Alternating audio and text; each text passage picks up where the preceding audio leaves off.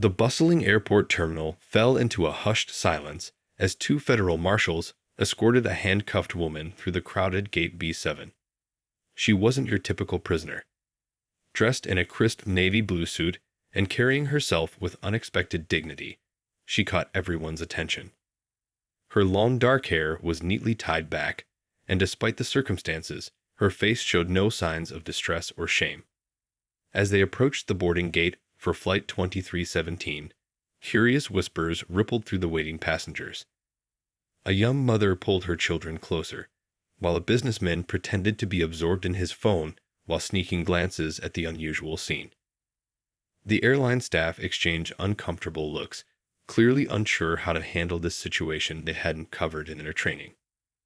"Boarding passes and identification, please," the gate agent said, trying to maintain a professional tone despite her obvious nervousness. One of the marshals, a tall man with graying temples, presented the documents while keeping a firm grip on the prisoner's arm. His partner, shorter but equally alert, surveyed the area with practiced efficiency. The walk down the jet bridge was tense. Other passengers pressed themselves against the walls, creating as much distance as possible from the handcuffed woman and her escorts. But there was something about her that didn't fit the image of a dangerous criminal. Her eyes, sharp and intelligent, scanned everything around her with keen interest rather than desperation. Inside the aircraft, the situation became even more awkward. The narrow aisle made it difficult for the three to move together, and every passenger they passed became an unwitting spectator to this unusual drama. A flight attendant led them to row 15, where 3 seats had been specially reserved. "Window seat," the taller marshal instructed firmly. The woman complied without resistance, sliding gracefully into her assigned spot despite her restraints. Her expensive briefcase, which looked more suited for a corporate boardroom than a prison cell, was stored carefully in the overhead bin by the shorter marshal. As other passengers settled into their seats, they couldn't help but steal glances at row 15. The contrast was striking. 2 stern-faced marshals in their official uniforms flanking a woman who looked like she should be heading to an important business meeting rather than wherever law enforcement was taking her. The flight attendants began their usual safety demonstration, but few were paying attention. Most eyes kept drifting back to the mysterious prisoner. A teenage girl a few rows ahead was openly staring until her father gently nudged her to stop. An elderly couple nearby whispered theories to each other about what crime she might have committed. The woman seemed aware of the attention but remained remarkably composed. While the marshals sat rigid and alert, she adjusted herself comfortably in her seat, as if the handcuffs were nothing more than an inconvenient bracelet. When the plane began to taxi, she gazed out the window with what appeared to be genuine interest, watching the ground crew complete their final checks. As the aircraft lifted off the ground, the sunset painted the clouds in brilliant shades of orange and pink. The woman's expression softened slightly as she watched the city shrink below them. For a brief moment, she closed her eyes and took a deep breath, as if preparing herself for whatever awaited her at their destination. Little did anyone on Flight 2317 know that this was just the beginning of a journey that would change not only their lives, but also spark a nationwide conversation about justice, ethics, and the courage to stand up for what's right.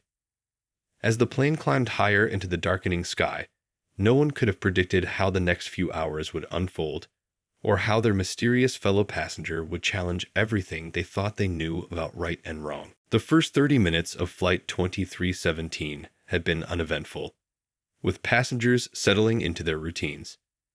Some dozed off, others pulled out books or laptops, and a few watched the latest movies on their seatback screens. The handcuffed woman in row 15 remained perfectly still, her gaze fixed on the clouds outside her window, while her marshal escorts maintained their vigilant watch. Then, without warning, the cabin lights flickered. The captain's voice crackled over the intercom, his typically smooth tone carrying an edge of concern. "Ladies and gentlemen, we're experiencing some unexpected weather ahead. Please return to your seats and fasten your seatbelts immediately." Through the windows, Passengers could see the previously clear sky transforming into an ominous wall of dark clouds. The sophisticated aircraft, which had seemed so solid on takeoff, suddenly felt small and vulnerable. A bright flash of lightning illuminated the cabin, followed by a rumble that seemed to shake the very air around them. The first jolt caught everyone by surprise. A flight attendant stumbled, catching herself on a passenger's headrest. Drinks splashed, phones clattered to the floor, and a chorus of nervous gasps filled the cabin. The turbulence grew stronger, making the plane feel like a small boat on rough seas. In row 15, the situation became particularly tense. The shorter marshal, who had been about to take a sip of water, now gripped his armrests so tightly his knuckles turned white. His partner wasn't faring much better, swaying his seat as the plane pitched and rolled. Their prisoner, however, remained remarkably composed, even as another lightning bolt lit up the stormy darkness outside. "Ladies and gentlemen," the flight attendant's voice trembled slightly as she made an announcement. "The captain has illuminated the fasten seatbelt sign. Please ensure all loose items are properly stored and remain in your seats with your seatbelts securely fastened." A young businessman across the aisle couldn't contain his anxiety. "Is this normal?" He asked nobody in particular, his laptop forgotten on his tray table. An elderly woman a few rows ahead began quietly praying, her rosary beads clicking softly between her fingers. The plane dropped suddenly, as if the bottom had fallen out of the sky. Several passengers screamed. A baby started crying somewhere in the back. Overhead bins creaked ominously. The turbulence was getting worse, not better, and the darkness outside made it impossible to tell which way was up. Through it all, the handcuffed woman remained a picture of tranquility. She watched the storm with what appeared to be professional interest, as if she was studying it rather than fearing it. When a particularly violent shake caused her martial escorts to grab their armrests even tighter, she actually smiled. A small, knowing expression that didn't go unnoticed by nearby passengers. The flight attendants strapped themselves into their jump seats, abandoning their service duties. The drink cart, hastily secured, rattled against its locks. Another flash of lightning, closer this time, illuminated the entire cabin in stark white light. In that brief moment, passengers caught glimpses of each other's concerned faces, creating an odd sense of shared experience in their predicament. A mother tried to distract her frightened child by pointing out how the wings flexed with each bounce. "See? They're supposed to do that. It's like a bird's wings." Her forced cheerfulness didn't quite mask her own nervousness, but her effort to maintain calm was admirable. The captain's voice returned, steady despite the circumstances. "Folks, we're doing our best to find a smoother altitude, but this storm system is larger than our radar initially indicated. Please continue to keep your seatbelts fastened. We expect another 15 to 20 minutes of rough air." In the midst of this chaos, something subtle but significant was happening in row 15. The dynamic between the marshals and their prisoner was shifting. Their earlier rigid professionalism was cracking under the stress of the situation, while their charge's unwavering composure stood in stark contrast. Some nearby passengers, between bouts of turbulence, found themselves more intrigued by this strange reversal than frightened by the storm. Little did anyone realize that this weather was just the beginning of their troubles, and that the mysterious woman in handcuffs would soon play a role none of them could have anticipated. As the plane continued to battle through the storm, the true drama of Flight 2317 was about to unfold. Just as the storm began to ease and passengers started to relax, a new kind of tension filled the air of Flight 2317. It began with a quiet gasp, followed by the clatter of a dropped book. 3 rows ahead of the handcuffed woman and her guards, an elderly man in a brown sweater suddenly clutched his chest, his face contorted in pain. His wife, a small woman with silver hair, immediately recognized something was terribly wrong. "Help!" Her trembling voice cut through the cabin's usual background noise. "My husband. Something's wrong." The fear in her voice made everyone nearby turn and stare.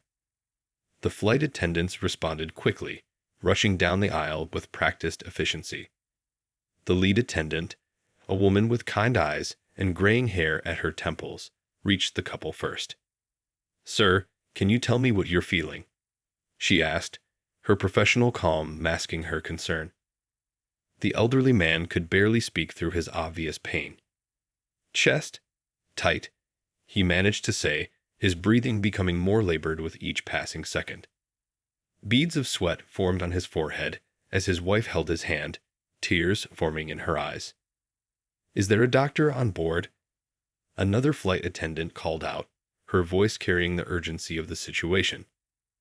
The cabin fell silent as passengers looked around, hoping someone would respond. The atmosphere grew heavy with collective concern.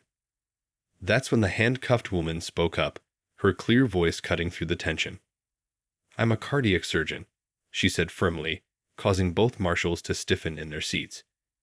"He's showing classic signs of a heart attack. You need to let me help him." The revelation sent whispers rippling through the cabin. Passengers who had been avoiding eye contact with her earlier now stared openly.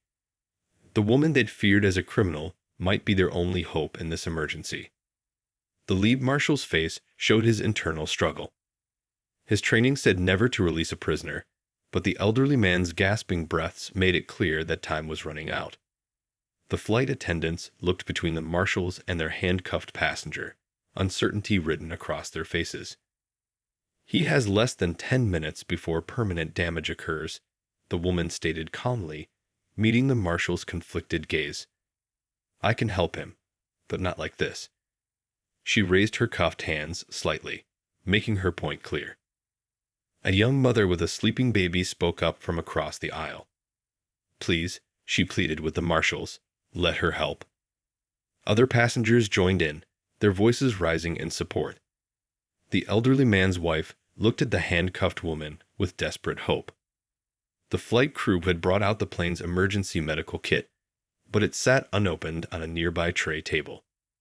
The lead flight attendant stepped closer to the marshals. "We're still 2 hours from our destination," she said quietly. "The closest emergency landing would take at least 40 minutes. The elderly man let out another pained gasp, and his wife sobbed. The marshal made his decision. Reaching for his keys, he nodded to his partner. "Any funny business," he warned the woman, "and you'll regret it." She simply nodded, her focus already on her patient. As the handcuffs came off, the woman transformed before everyone's eyes. Her movements became precise and purposeful as she moved to the elderly man's side. "I need space," she commanded, and passengers immediately shifted to give her room.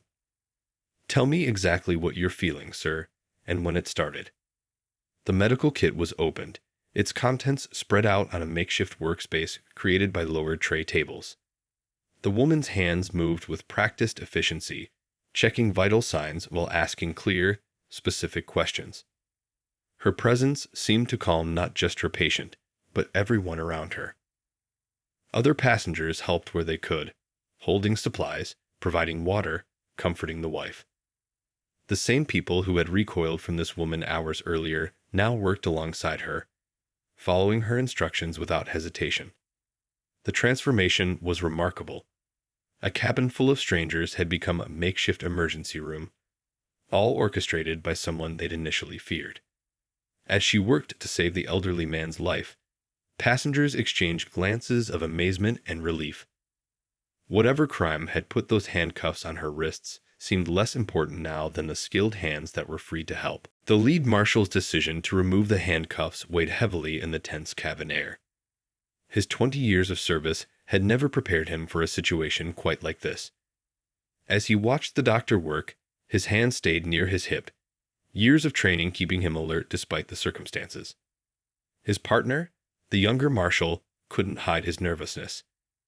"This goes against every protocol," he whispered, his eyes never leaving their now free charge. "If anything happens, it's our badges." The lead marshal merely nodded, knowing all too well what was at stake. The doctor had transformed the cramped airplane aisle into an impromptu emergency room. Her voice carried authority as she directed flight attendants and willing passengers in assisting her efforts.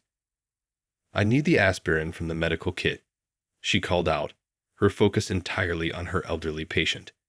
"And get me the blood pressure cuff." The flight crew moved with renewed purpose, no longer seeing a prisoner, but recognizing a medical professional in her element. One attendant radioed the cockpit, updating the captain on the situation. The other carefully documented every medication and action taken, following standard airline emergency procedures. Passengers nearby couldn't help but watch the scene unfold. A businessman who had earlier clutched his laptop protectively when the woman passed now held a flashlight steady so she could better examine her patient. The young mother who had pulled her children away at the gate now offered her cardigan as an extra pillow. The elderly man's wife gripped the hand of a teenage girl sitting next to her, finding comfort in the simple human connection. "He's had heart problems before," she explained through tears, "but never this bad." The doctor overheard this and quickly asked for more details about his medical history, each answer helping her form a clearer picture of what needed to be done. In row 15, now empty except for the younger marshal, the handcuffs lay forgotten on the seat. Their steel gleam caught the cabin lights, a reminder of how quickly circumstances could change. Some passengers glanced at them occasionally, wondering about the story behind them, but most were now focused on the drama unfolding before them. The lead marshal found himself helping too, passing supplies when asked, all while maintaining his professional vigilance. He noticed how the doctor's hands never trembled, how her movements were precise and confident. This wasn't someone running from the law. This was someone running toward a chance to help. Time seemed to move differently in the cabin now. The captain's voice came over the intercom, announcing they were in contact with medical authorities on the ground.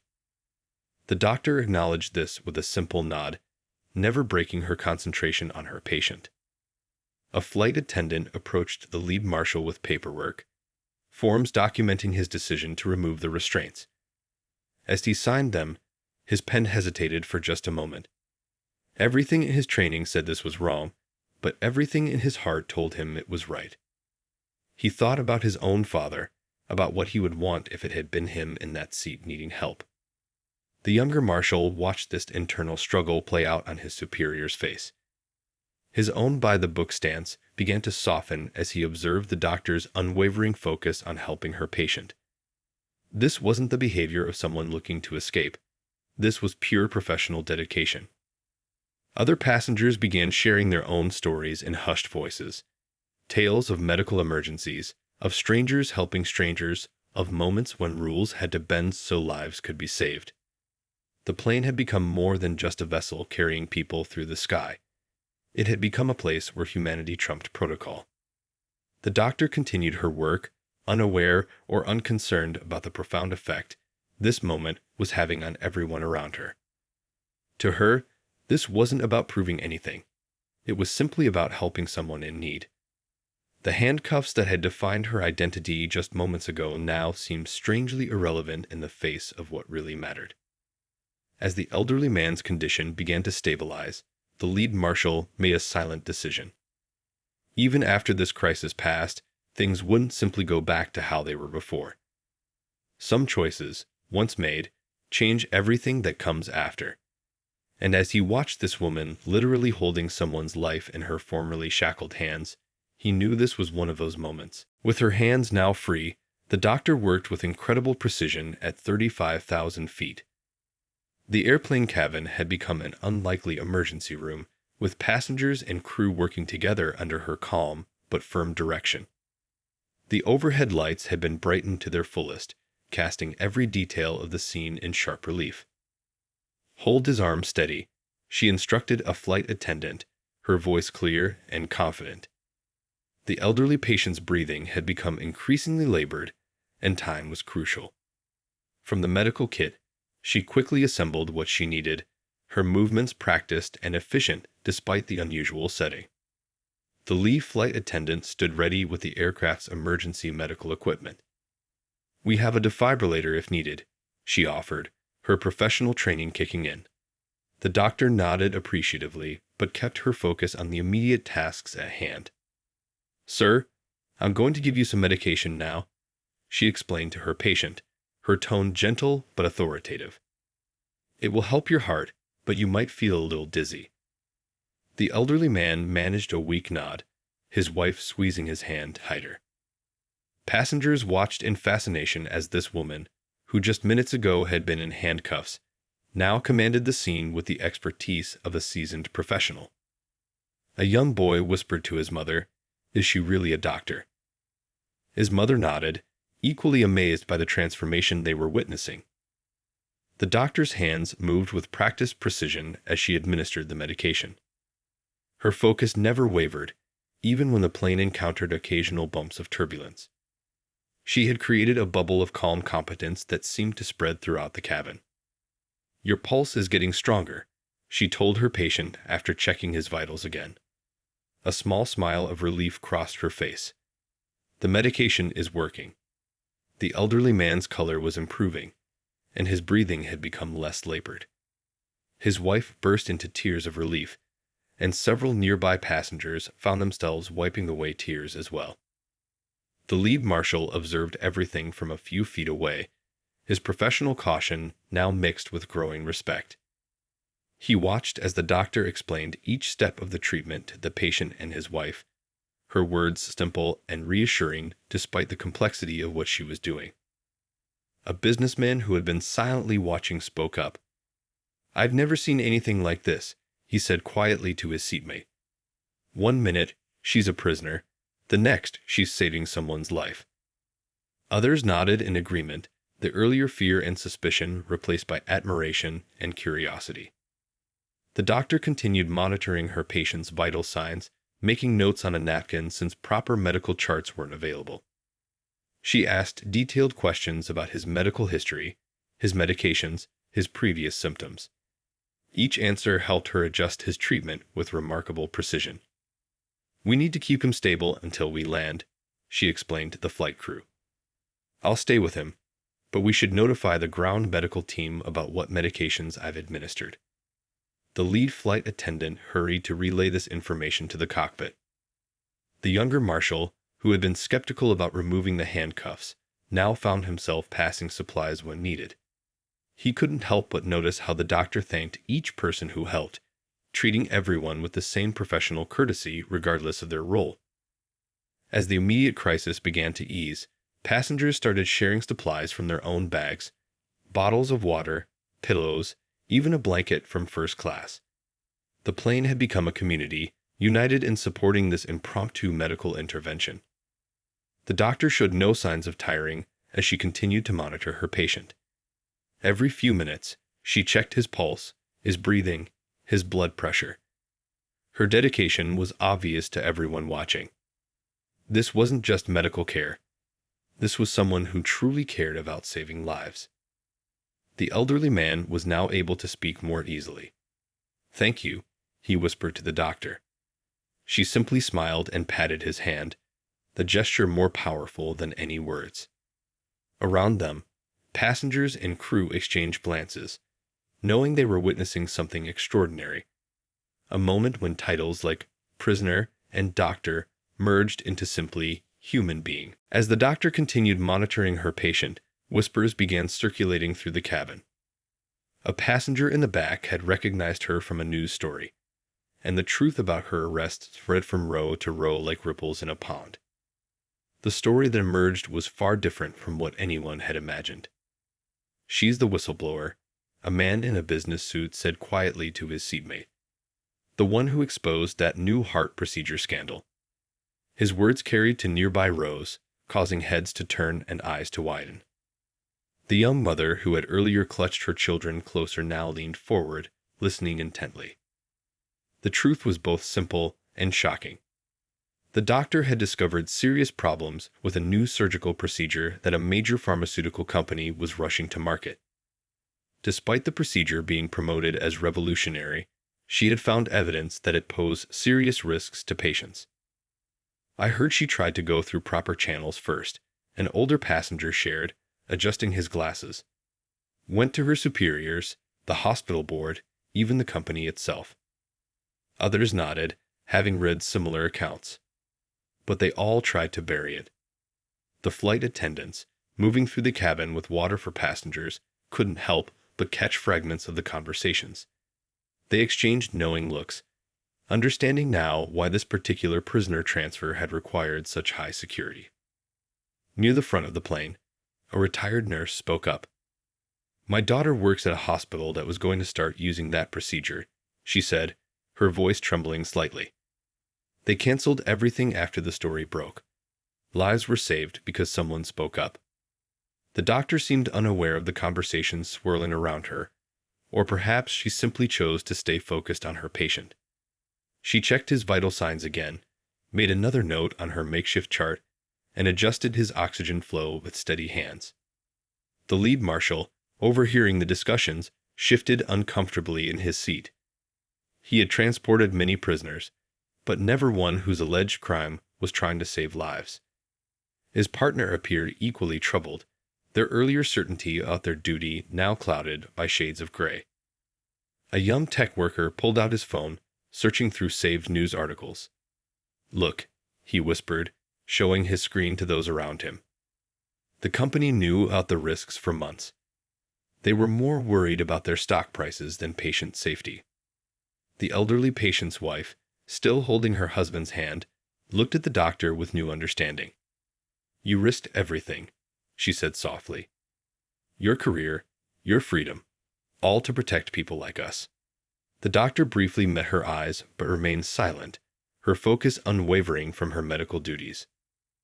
More details emerged as passengers shared what they knew. The pharmaceutical company had spent millions developing the procedure. When the doctor had threatened to expose its dangers, they had tried everything to silence her. First with money, then with threats, and finally with legal action. They accused her of stealing corporate secrets. A legal assistant explained to those around her. But how can warning people about a dangerous medical procedure be theft? The question hung in the air, making several passengers shake their heads in disbelief.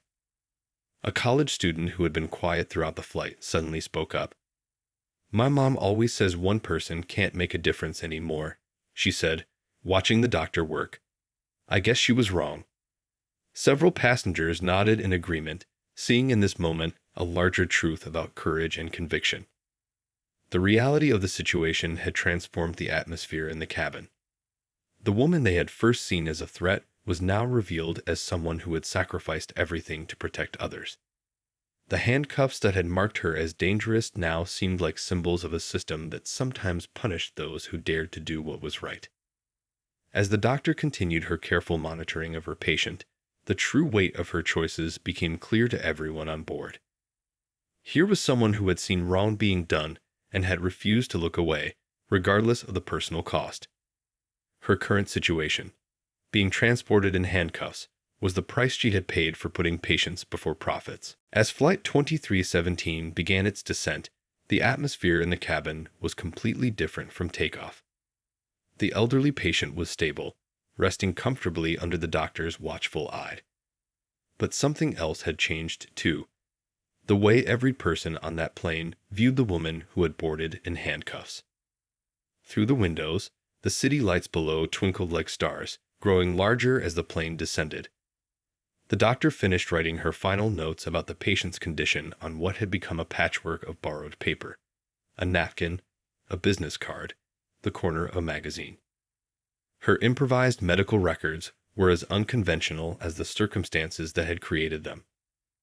"Ladies and gentlemen, we're beginning our final approach," the captain's voice announced. "Emergency medical services are standing by at the gate."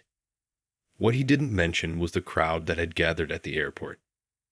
News of what had happened aboard the flight had somehow leaked, and reporters were already assembling. The lead marshal approached the doctor, holding the handcuffs. There was a moment of hesitation, a silent question hanging in the air. Other passengers watched, holding their breath. Finally, he spoke. "These can wait until we're on the ground. You might still be needed." The doctor nodded gratefully, turning back to check her patient one last time. The elderly man's wife couldn't hold back her tears. How can we ever thank you? She asked, clutching the doctor's hand. You saved his life. The doctor squeezed her hand gently. Just make sure he follows up with his cardiologist. She replied with a warm smile, her first real smile since boarding. As the plane touched down, passengers who had been strangers hours ago now felt like they had shared something extraordinary. The young mother who had feared the prisoner now made sure her children understood what real courage looked like. The businessman who had clutched his laptop protectively was already drafting an email to his colleagues about what he had witnessed. The plane taxied to the gate, where flashing lights from emergency vehicles painted the terminal windows in red and blue. But mixed with the ambulance lights were camera flashes. Word had spread fast. This wasn't just a medical emergency anymore. This was a story about justice, courage, and doing the right thing no matter the cost. When the cabin door opened, paramedics rushed in with their equipment. They found their patient already well cared for, with detailed notes about everything that had been done. The lead paramedic looked at the doctor with recognition and respect. Nice work, Doc, he said quietly. We'll take it from here. As passengers began to exit, many stopped to thank the doctor or simply touch her shoulder as they passed. The college student who had been silent most of the flight handed her a piece of paper. I wrote down what happened, she said. People need to know your story. The doctor tucked the paper into her pocket with a gentle nod. Outside, the terminal windows were crowded with faces. News crews set up their cameras. The story was already spreading across social media. How a doctor under arrest had saved a life at 35,000 feet, and how that moment had revealed a larger truth about corporate greed and medical ethics. The lead marshal found himself facing reporters' questions as soon as he stepped into the terminal. Sometimes, he said carefully, doing your duty means knowing when to set aside the rulebook. His words would be quoted in newspapers the next day, alongside stories about the pharmaceutical company's scandal and the doctor who had risked everything to protect her patients. The elderly man was wheeled out first, his wife by his side, both of them smiling despite their ordeal. As the doctor finally emerged, flanked by the marshals but still uncuffed, the terminal erupted in applause. Someone in the crowd shouted, "Hero." The word spread, echoing through the terminal. Cell phone cameras captured the moment as the doctor walked through the terminal, head held high. She wasn't walking toward punishment anymore. She was walking into a story that would spark a national conversation about right and wrong, about courage and conscience, about what it truly means to honor the oath to first do no harm. Behind her, the passengers of Flight 2317 watched her go, knowing they had been part of something they would never forget. They had boarded a plane with a prisoner and landed with a hero, learning that sometimes the truth about right and wrong isn't found in rulebooks or laws, but in the moments when ordinary people choose to do extraordinary things.